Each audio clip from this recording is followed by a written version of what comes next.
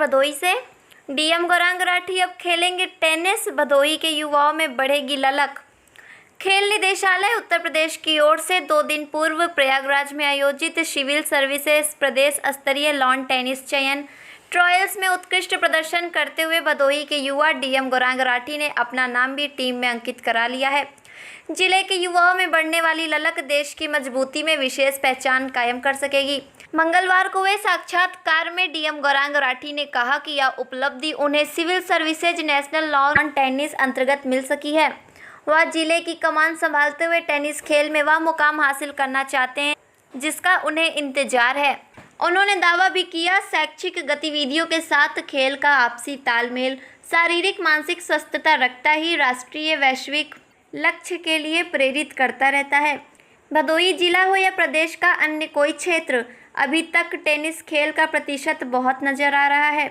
जैसे जैसे इस खेल में युवाओं की रुचि बढ़ती जाएगी, वैसे वैसे खेल के संसाधनों की कमियां पूरी कर ग्रामीण प्रतिभाओं को वह मुकाम देगा जो वह चाहते हैं। अभिभावक हो या खेल शिक्षक, प्रतिभाओं में रुचि रखने की अति व्यस्तता में ही समय निकालने का प्रयास करें जिससे प्रतिभा रुक न सके। उनका पूरा प्रयास अपने साथ युवाओं को मौका मिलने के लिए कोई कमी नहीं छोड़ी जाएगी। भदोही से जिला प्रभारी राजेश तिवारी के साथ वैष्णवी शुक्ला की रिपोर्ट।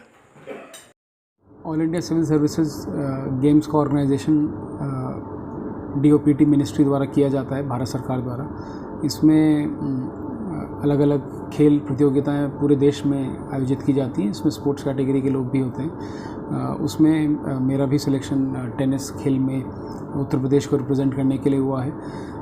देखिए, ये व्यक्तिगत रूप से खेलना, मेरा ये मानना है कि खेल न केवल शारीरिक विकास के लिए ज़रूरी है बल्कि मानसिक विकास के लिए भी और समाज निर्माण के लिए भी बहुत ज़रूरी है। और हम लोग मैं व्यक्तिगत रूप से भी इसको फॉलो करता हूँ और कोशिश करता हूँ कि एक उदाहरण के रूप में से रखूँ ताकि जो बच्चे और युवा खेल से जुड़े हुए हैं प्रत्यक्ष और परोक्ष रूप से, उनको एक संबल मिले। और हम लोग खेल को प्रोत्साहन देने के लिए जनपद में विभिन्न कार्रवाई ऑलरेडी कर रहे हैं, जिसमें प्रमुखता से खेलकूद मैदानों का निर्माण गांव स्तर पे और जिला खेलकूद प्रोत्साहन समिति से ऐसे बच्चों को प्रोत्साहन देना, वजीफ़ा देना जो एक स्तर तक अचीव कर चुके हैं प्रदेश स्तर पे, और उनको राष्ट्रीय और अंतर्राष्ट्रीय स्तर पर ले जाने के लिए जो भी ज़रूरत है उसको हम लोग ऑलरेडी 3 बच्चों को 15,000 और 20,000 रुपये देके प्रमोट कर रहे हैं। और उसके साथ साथ 10 लोगों को और हमने चिन्हित किया है जिनको जल्दी हम प्रोत्साहित करेंगे। तो कुल मिलाकर खेल किस प्रकार से समाज निर्माण में एक सकारात्मक भूमिका अपनी दे सकता है, उसके निर्माण के लिए एक उदाहरण स्वरूप मैं ये कोशिश करता हूँ कि मैं भी स्पोर्ट्स से जुड़ा रहूँ और उसी के फलस्वरूप ये चयन मेरा हुआ। सर, एक समाज में होती रहती है, लोग ये कहते हैं कि बच्चे अगर खेलेंगे तो बिगड़ जाएंगे, तो वैसे अभिभावकों से क्या कहना चाहिए? बच्चों को बिल्कुल बाहर नहीं निकलना चाहिए था, उन पर पढ़ाई का प्रेशर देता है। देखिए, ये एक भ्रांति है जो ये कहावत है कि खेलोगे कूदोगे तो बनोगे खराब।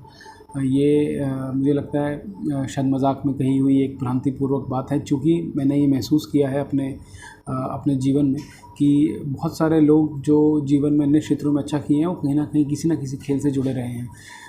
और चाहे मेरी आईआईटी शिक्षा के दौरान हो या फिर सिविल सर्विसेज ज्वाइन करने के बाद, मैंने पाया है कि प्रत्येक व्यक्ति कोई ना कोई अपने एक पैशन से, चाहे वो खेल हो या अन्यथा कोई हो, ज़रूर जुड़ा रहता है। और जब वो जुड़ा रहता है तो उसका जो भौतिक विकास है उसमें अवरोध नहीं आता। अन्यथा वो रूटीन कार्य में अगर व्यक्ति सिर्फ रहेगा या सिर्फ पढ़ाई करेगा तो जो उसको ऊर्जा मिलनी है अन्य स्रोतों से वो उसको नहीं मिल पाएगी। तो दोनों का अच्छे से बैलेंस करके अगर चला जाएगा तो मुझे लगता है और बेहतर चरित्र निर्माण, बौद्धिक निर्माण और शारीरिक निर्माण पॉसिबल है। क्योंकि जब तक दोनों चीज़ें स्फूर्त रूप से काम नहीं करेंगी तब तक पूर्ण निर्माण और सफलता का उच्चतम स्रोत प्राप्त करना मुश्किल है। तो ऐसे में मेरा मानना है दोनों को बैलेंस लेके चला जाएगा। मैंने जीवन में खुद भी उसका अनुकरण किया है और मुझे प्रबल विश्वास है कि कोई भी बच्चा ऐसा करेगा तो कहीं उसको नुकसान नहीं होगा बल्कि फ़ायदा ही होगा।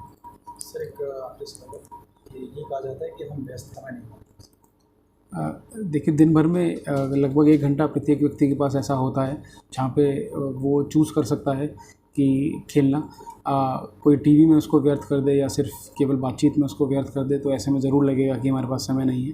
पर अगर इन स्रोतों से समय को बचा के 1 घंटा स्वयं के लिए, आधा घंटा भी स्वयं के लिए दिया जाए, तो अगर रेगुलरली किया जाएगा तो आधा पौन घंटा भी पर्याप्त है और उतने भर में ही व्यक्ति अपने आप को चुस्त दुरुस्त और मानसिक रूप से भी स्वस्थ रख सकता है।